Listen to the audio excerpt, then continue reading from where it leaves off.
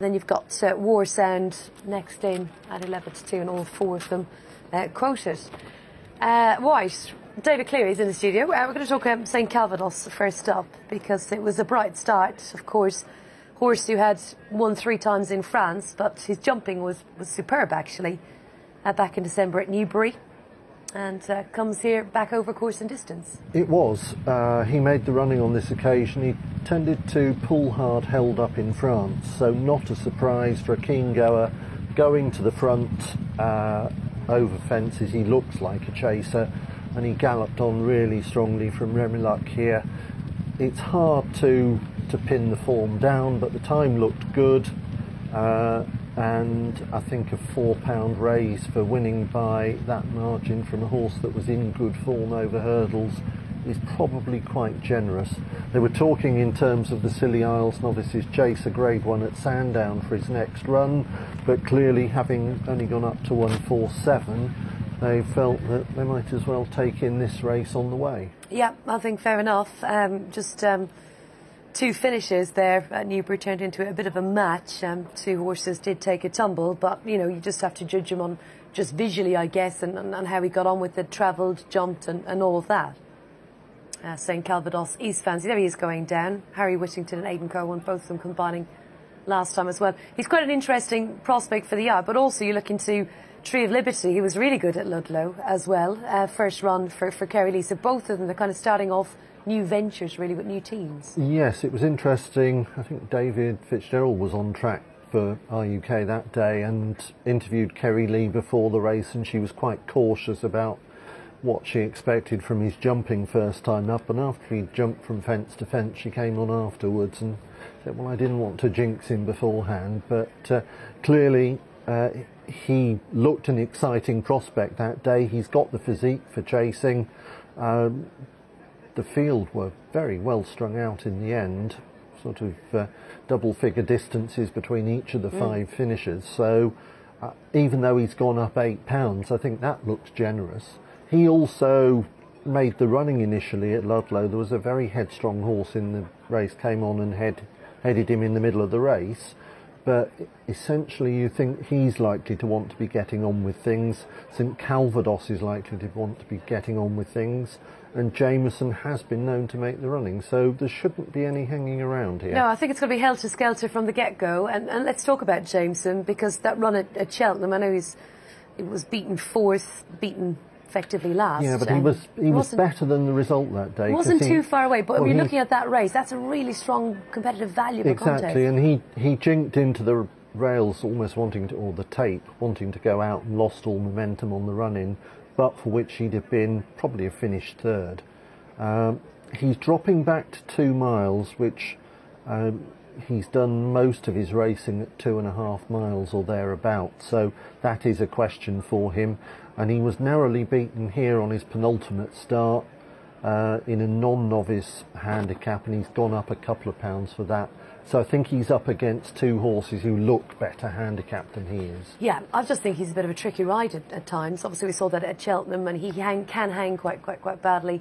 And I just feel like there's just sort of maybe just in the closing stage, the latter part of the race, he's just a hard horse to keep straight, really. What about War Sound? He's hit the crossbar a couple of times recently. Yeah, he's run into 3 Nicky Henderson novices over fences, Rather Be, Brain Power and River Wild. All of them would be difficult horses for him to beat at level weights. His initial mark over fences is £13 lower than his last handicap hurdle run, so if he can step up, he's not on a bad mark, but his jumping hasn't entirely convinced so far, and I think he's up against a couple of horses here who are potentially on very good marks. He's been up against a few very good ones already. He's run into a few Nicky Henderson horses. You've touched on Brain Power and Rather Be and also River Wild, but yeah, 2 of them certainly that are very, very good recently. I mean, it is possible the run of the race will play to his strengths, because he'll be held up where the others are going to be getting on with it. And getting on with it they will be in a few seconds' time for the Betfred Mobile Novices Limited Handicap Chase. Runners are out, and it is post times. We'll pass you across to Richard Hoyles. They won't be long. just at the starting point, Rachel, and they'll move away initially next to the ditch, which they'll jump on the final circuit. Take the water jump this time, which they won't jump on the final circuit. And some promising young chasers here. Interesting to see how they fare. Looks as if Tree of Liberty, who I think I heard you mention is one of those that's made the running in the past, lining up at the head of affairs. Being called in, and they're off and racing. 13 fences in front of them for this Betfred Mobile Novices Limited Handicap Chase. And out in front, Tree of Liberty in the noseband, in the red and white colours, also noseband in St Calvados. Slightly skew whiff over the first was Jameson, but a decent gallop with these three, line abreast the course.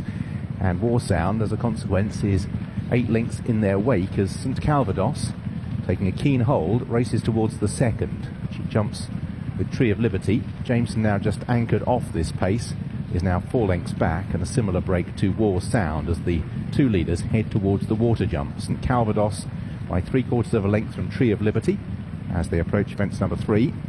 And they're over. Tree of Liberty rather landed on all fours. Jameson's 2 lengths further back in 3rd place, and the field bunch up as War Sound has closed. As St Calvados has won that little joust for the lead and sets out on the final circuit by a length from Tree of Liberty. Jameson settled in 3rd place and War Sound last of the quartet. So 3 of the 13 safely negotiated, and now they head towards the line of 5 fences in the back straight.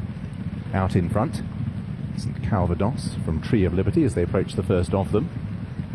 They measure it well. Jameson 3rd and War Sound 4th. Calvados, big long striding horse, plenty of knee action, heads towards the open ditch. And he sees astride his rider, and his mount delivers. Real fine leap. Tree of Liberty, that's 2 lengths down. Jameson in 3rd, far less flamboyant at his fences, but no less effective, and War Sound as they head towards another plain one. St Calvados, Tree of Liberty, Jameson and War Sound remains the order, but the field is still tightly grouped as they're heading already on towards the penultimate fence down the back. St Calvados still with a narrow advantage over Tree of Liberty. Too much between them as they rise at that.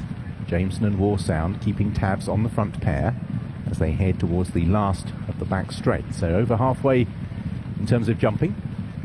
St Calvados with Tree of Liberty at half a length down. Jameson in 3rd and War Sound last of the 4. So prepare to leave the back straight and head towards the fence that is on the side of the course, the cross fence here at Newbury. St Calvados out on the front end. Tree of Liberty in 2nd place in the red and white colours. Racing in 3rd is Jameson and War Sound in 4th. But the field still well grouped, all of the riders sitting relatively quietly. And they now make the turn to what will be 5 from the finish. St Calvados will arrive at the cross fence first. Tree of Liberty in 2nd place, Jameson about a length and a half away. St Calvados takes it in his stride. War Sound just off the back end by about 4 or 5 lengths, and his rider Richard Johnson is the first to be working. He's trying to close that deficit that's opened up as they now make the turn back towards home. St Calvados galloping on strongly at the moment. In 2nd for Tree of Liberty, Sam Twiston-Davis on Jameson, just asking the horse to stay in touch now. As St Calvados, this big horse trying to run the finish out of his rivals, heads towards the first of the 4 fences up the home straight. Jumps it well. Tree of Liberty hasn't been shaken off yet. Now in 3rd place, Jameson is ridden along, but draws alongside Tree of Liberty. And then still a gap to War Sound. So racing towards the 3rd last. St Calvados galloping on stoutly at the moment. Tree of Liberty jumps out to the left, is 3 lengths down, still just ahead of Jameson. And in 4th place, War Sound. So racing towards the 2nd last, St Calvados so far has put them to the sword. And again jumps it well. In 2nd place, Tree of Liberty, Jameson and War Sound, and galloping them into the ground here. St Calvados' rider Aidan Coleman takes a glance over his shoulder. We'll find that he's got them all stone cold. He's jumped really well to this point. 1 further leap is required. He's allowed to find a stride, and he pops over economically. He's 10 clear from Tree of Liberty, Jameson, both being closed on by War Sound. It's going to be close for the minor honours, but St Calvados has won this readily. Going to follow up his win here of over a fortnight ago in comprehensive fashion. Continues the good form of Harry Whittington. Breezing home from Tree of Liberty. War Sound's got into 3rd, but is probably going to be as close as he gets. And St Calvados impresses and follows up his win here last time comfortably. Tree of Liberty was 2nd, War Sound was 3rd, and eventually Jameson faded into 4th. St Calvados, Harry Whittington and Aidan Coleman, and now 2 from 2 over fences and a dual course and distance winner, and a very, very nice looking horse. I'm quite impressed by this. David? Well, I said a raise of £4 was probably quite generous. I think it turned out to be very generous indeed, because he's beaten a horse who looked well ahead of his mark in Tree of Liberty, and a couple of other horses. Well, certainly Jameson came into it in decent form, but he's jumped from fence to fence. There's an awful lot to like about this as a performance. He's really put them to the sword, as Richard said. He was electric early, wasn't he? And just wastes no time. I know he's a little bit bigger over that one, but he's just so neat, so accurate, and just the way he travels, and it was bang, bang, bang, 8 yeah, speed, I mean, fence to he's fence. very exuberant, but there's no signs of tiredness. The way that he's gone through the race, the way that he jumps those last 4 fences, the way he draws mistakes of the horses that are giving chase to him. Tree of Liberty does well to hold on to second. War Sound's jumping wasn't entirely convincing. He hasn't managed to get competitive. But the winner, well, he's won this off 147, St Calvados. He's going to go up £10, I would think, at least for that. So he's going to be running in graded novices, Scilly Isles, I would think, or the Kingmaker at Warwick, races like that, with really good races in the spring in mind. You'd imagine, having seen him on flat track so far, that perhaps Aintree might be the track rather than Cheltenham, but I think connections are entitled to be thinking big with him. He looks very special to me. Quite excited by him. I know that he didn't have too much to beat last time, but you know, Tree of Liberty, I don't think they'll be very disappointed by this. I mean, he did get a little bit tired late on, jumped out to his left at times, but ultimately he's kept with him for a very, very long time. I think he stood up well, because he's tried to lead initially. He couldn't lead St Calvados, but he's given chase to him afterwards. It's told on his jumping once or twice, but he's stuck on well to hold on to second, and he won't always come up against a horse who